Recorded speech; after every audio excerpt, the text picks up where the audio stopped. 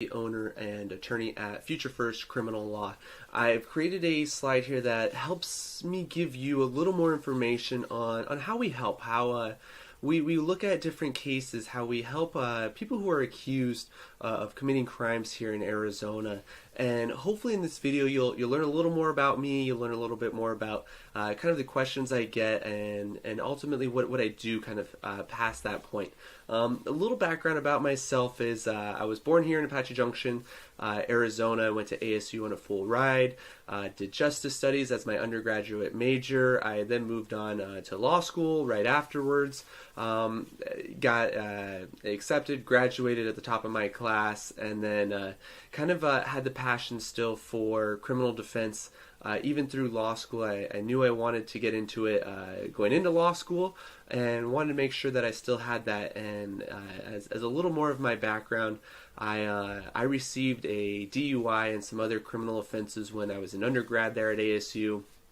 And so it really drove my passion once I realized that I was getting charged with things that I shouldn't be charged with. I was saying things I shouldn't be saying, and ultimately I was helping the police do things that they shouldn't have been doing. And I know what it feels like to be wrongfully accused. I know what it feels like to represent yourself at a trial. I know what it feels like to be in a courtroom, to talk to a judge, to be just in a system that is meant to kind of push you down and hold you down. So that was part of why I went into law school, and as I mentioned, after graduating law school, I then stayed in the criminal world. I went to the public defender's office in Maricopa County to do internships, eventually clerked for them. Moved after them to the private world. That way I could hopefully help people on a more independent basis, which is what I do now. I created a law firm, originally Divalbis Law, and then I changed it over to Future First Criminal Law because it's what I truly stand for. And what my firm helps people with is we help good people stay out of jail. And what I mean by that is good people every day make 5-minute mistakes. And I don't want those mistakes to define the rest of their lives. I don't think they should. I think people who make mistakes inherently will learn from those mistakes and, learn to not make future mistakes. And sure, maybe it's not the first time or the second time, hopefully not the third, fourth, or fifth time that it takes to learn from those mistakes. And something that I find is typically the same mistake isn't made over and over again. There are other problems that happen, such as me, one DUI, some other alcohol-related underage drinking offenses, things that kept happening that are circumstantial, and you hope to learn from it and move on. Anyways, I took this experience I got from the public defender's training, and I moved it here to the private world and to my own private firm where I created more of my theme, my mantra, in order to help those people that I wanted to help, the people who had contacted me, the people who I felt really needed good representation and didn't want to just be another cog in the system per se, or somebody who didn't dedicate enough time to them. This is really speaking towards a lot of times the working class individual who they have a career or they want to have a career, they have long-term goals, they're getting a higher degree education or even a primary education, because many people we help are under the age of 18. And those people who have those future goals will find that any criminal offense that they are accused of will ultimately put some roadblocks, and hopefully they're roadblocks that we can move past, and then we call them speed bumps, and we can get them over and through it all. I know that's personally what I have experienced with my 6 criminal convictions that I received all before the age of 22. Those were essentially all big speed bumps. Some were bigger than others, but it ultimately didn't prohibit me from getting a higher education, getting into law school, graduating, getting my doctorate, graduating at the top of my class, getting admitted to the bar, and now obviously being an owner and a lawyer who helps keep other good people out of jail. Anyways, one of the things that is important is that those are our core values. That's what I really look for in my clients who contact my firm, who want my help. And some of the things that I mentioned here, and I'll point to it here on my screen, is many people have questions, similar questions, and then I have answers to, and they make people anxious, they make people uncomfortable. Getting charged with a criminal offense is typically not your daily talk about thing that you want to bring up. It's usually embarrassing. It's usually hard to stomach. It's usually hard to think about, especially when things that happen were, because of a 5-minute mistake, and it's not the person who you are. And so reliving those things can sometimes be hard. But ultimately, it's what you need to do and talk about with a attorney, with someone like myself who can give you a private consultation that's 100% confidential. It doesn't get shared with anybody outside the firm, and we can go through and help strategize what's going on, how to make your life better. Maybe not necessarily everything about the criminal offense, but there are so many resources that my firm has outside of just going to court and representing you. But as far as getting your life really back on track in the right way, in the most productive way, and we're a big believer, as I mentioned, with the whole Future First motto, in making sure that we don't just temporarily help you, today, and then tomorrow you're back in the same problem. We really make some proactive steps, such as getting you into education, getting you into any kind of treatment programs, getting into ways that you can find jobs better, and not necessarily, better jobs, but way to find better jobs. I know that's tricky and to think about or say right now, but there are better jobs that fit certain people more than others, and there are certain people who, for instance, are better for certain jobs.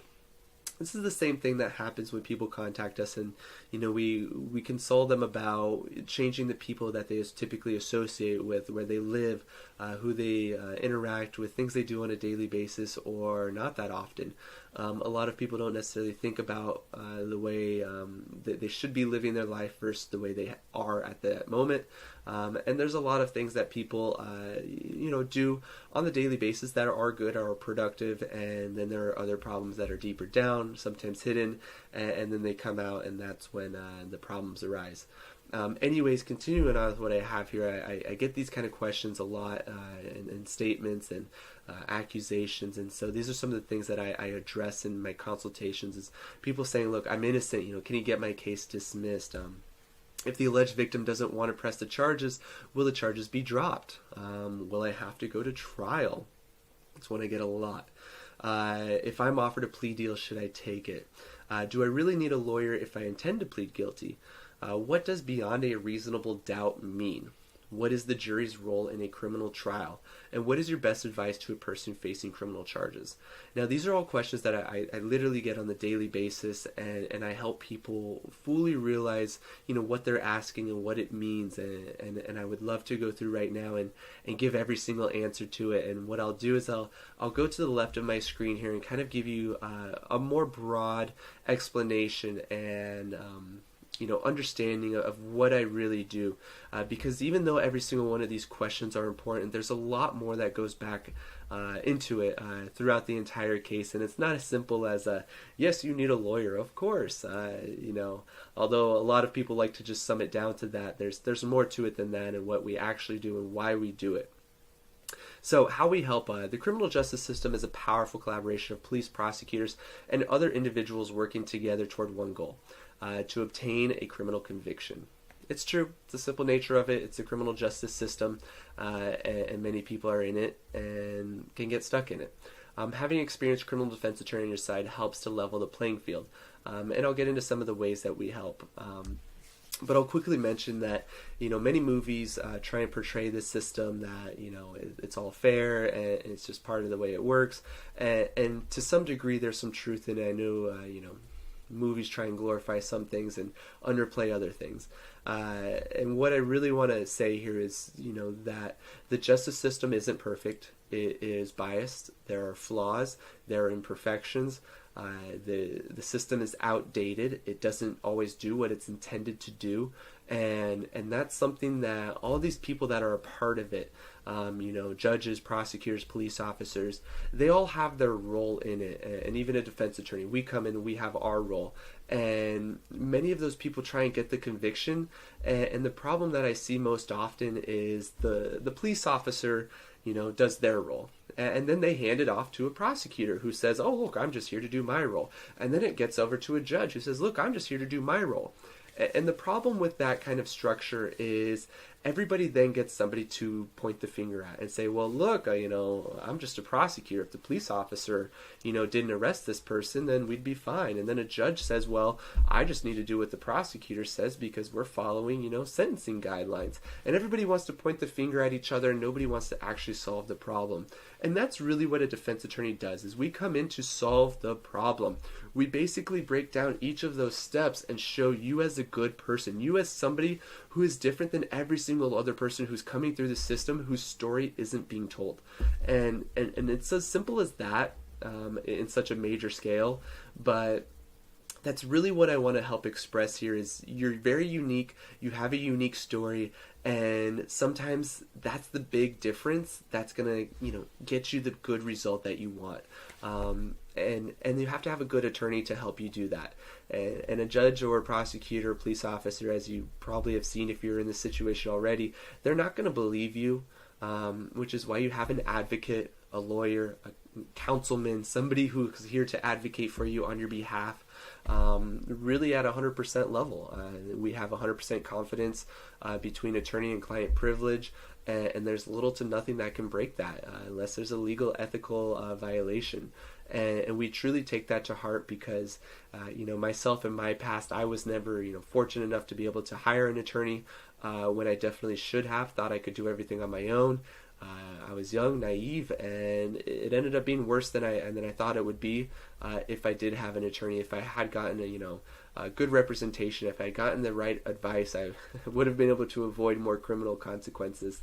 And I can say that now, looking back at it, because I've made it past the speed bumps years later. But now I get to help people, make that a reality in their life, and that's what brings me joy, and that's what keeps me going every single day. Is the better I get at this every single day, the better your results are. And it's something that in today's day and age, you want an attorney who recognizes that they can be better every single day. Our technology gets better. Our systems get better. We get improvements every day on how cases work. Even within my own system, even within the criminal justice system, within the court system, within the prosecutor system, within the probation officer system, we have ways to improve it because we're not stuck in the old days. We do everything with technology here online. We find people really good results that a lot of times other people can't, and it's unfortunate if that's what happens because you went with the wrong attorney or no attorney. And that's what I want to tell you, is that there are better ways to do things and you don't have to do it alone. So, I digress. Continuing on, investigating the charge against you. This is one of the goals of a police investigation, is to obtain evidence that can be used against you in a criminal prosecution, your criminal case. Our investigation services a different purpose. We find holes in the prosecution's case, inconsistencies in evidence against you, and other discrepancies that may give rise to reasonable doubt. This is exactly, what everybody thinks that, we're going to be doing left and right, and it is. It's part of the investigation where 100% of the evidence is against you. A police officer wrote a report that is supposed to be unbiased, it's supposed to be neutral, it's supposed to be the facts. It's a blatant lie that's actually what happens. What really happens is they write all the facts that go against you. They don't write the good things about you that, show that you're innocent. And that's what a defense attorney, that's what my investigators, my paralegals, my other attorneys, we go through and we find and we uncover those things for you. The next thing we do is we scrutinize the officer's conduct. It's very important. If the officer's conduct in connection with your arrest and or in gathering the evidence against you violated your constitutional rights, we can bring a motion. It's a formal request that goes to the judge, and I go into that more in my other videos, to have a judge suppress or throw out the unlawfully obtained evidence before your case goes to trial. This is more of a, the advanced, why you went to law school background that you should really have when you're writing motions and filing motions for a judge who is essentially a higher lawyer, a lawyer who has more experience than anybody else. It's supposed to be in the courtroom. Because law schools where they really train you to learn how to argue cases, how to write motions, and how to be successful with it. And it's one of the things where if you have a case and the police have violated your constitutional rights, a motion to suppress is going to be one of the biggest things that can help get your case dismissed, help get you a favorable outcome, whether that's through plea negotiations or diversions, and then ultimately it helps you on the track to trial if that's the way you go, and then of course there for appeals if anything doesn't go the way it's supposed to and we want to redo it. Continuing next, we develop a theory of defense. So we formulate and present a coherent defense theory based on the facts of your case. So you acted in self-defense, you have an alibi, the prosecution's case is built around an unreliable witness. The theory of defense is very important, and this is what I mentioned earlier. If everybody is very unique, everybody has different situations, backgrounds, you probably did something different than somebody else would in your same shoes. And that's what truly is remarkable, I think, about my firm. My firm's very diverse. We have all kinds of different attorneys, investigators, paralegals, assistants, with all kinds of different backgrounds that really have the unique experience to be able to give a very wide array of different possible defenses for you in your case. And in the hundreds of cases that we've seen, there's no two cases that are the same or even really close to the same. We get all kinds of different outcomes. We work against different prosecutors with different judges. And so the defense theory is something that changes every case. So it's very important that you have an attorney who really understands and recognizes that they're willing to adapt and change to this, or else if they're submitting the same simple motions, the same deviation requests that they send in for every single other person, it's not going to work. It's outdated, it's been heard before, and it's no longer unique, and ultimately that's kind of where you end up suffering the consequences of having poor representation. Continuing on, we help make a big difference in the big decisions required of a criminal defendant. So we offer wise counsel. That's, of course, my advice that I give based on my experience, based on the things that make strategic decisions that you'll be faced when your case winds its way through the criminal process. I have plenty of other videos that describe some of these different challenges, techniques, advanced methods of working and running the criminal defense system, and you would, believe it or not, believe that, wow, that's so simple to say it then, but you don't think about it beforehand, and it really makes a lot of an impact at the end of your case when you realize that one little thing made all the difference. And that's the hard part of why many people, want to shop around for lawyers and say, well, they sounded good in consultation, but they couldn't give me the golden ticket answer. And that very well could be true. A lot of times we have to dig deep into your case. We have to have the entire police report, the body camera footage, all the interviews done before we find that one big thing that changes your case, or the one small thing that changes your case for a big way. And it happens. And that's why you kind of need an experienced attorney who actually goes through all of your cases and all of your evidence and reviews everything, versus just taking the police's word for gold and saying, oh, this must have been what happened, and they don't even talk to you. They don't understand what happened. They don't make you videos explaining and showing your evidence to you. Since you were the person who was there, you should know essentially what actually happened better than anybody else. And this is something that I offer that I've never seen other attorneys do it the way I do it, and I hope that continues to stay the same. Although if other attorneys do it, then great, because what we're doing works, and I hope other attorneys pick up on it if they can. Communication with you and your loved ones. Your journey through the criminal process and the criminal justice system is going to be hard for you and your loved ones. We lighten the burden by acting as a sounding board, an intermediary between you and your family and friends. I know this is crucial and key. All of my staff, we have our work phones that we constantly reach out to friends, family, colleagues, and give that kind of support, the updates, the knowledge, of course with your permission, which is required beforehand before we're allowed to communicate with them. But even with you, we give those updates as often as we can, and you guys will be contacting my firm and getting responses within minutes, and many people are surprised by that. And it's something that we like and enjoy here. And of course, that's kind of why we also hand select our clients. We want to make sure that you care about your case, hopefully more than us. It's unfortunate, but we used to represent clients who would hire us and they could care less. And they just said, get me the good result and, we'll go from there. And it's unfortunate to have that kind of attitude, perspective about your case, because your case is about you. It's significant. It's important. Of course, there are many things you likely won't understand, and you might not need to understand. But hopefully we at least see, the drive, the care, the passion that you want the good result and you deserve it, because there should be something, writing on this case for you, and the outcome that is hopefully going to be positive for you leads to that positive change in your life. So finally, what I'll say here at last is early intervention by an experienced criminal defense lawyer makes all the difference in the outcome of your case. If you want to discuss your situation, I highly recommend you give me a call. I've got my phone number down here. I've got my Phoenix office listed here. I have a office also in Glendale. We do virtual, over the phone, consultations, things that are really needed with you or loved ones. And I really hope you take this as a serious opportunity to get some help in a situation that's tough for you and probably tough for anybody else you're dealing with, and it's why you need an experienced attorney who's licensed, has and owns a private law firm to give you the private care you need.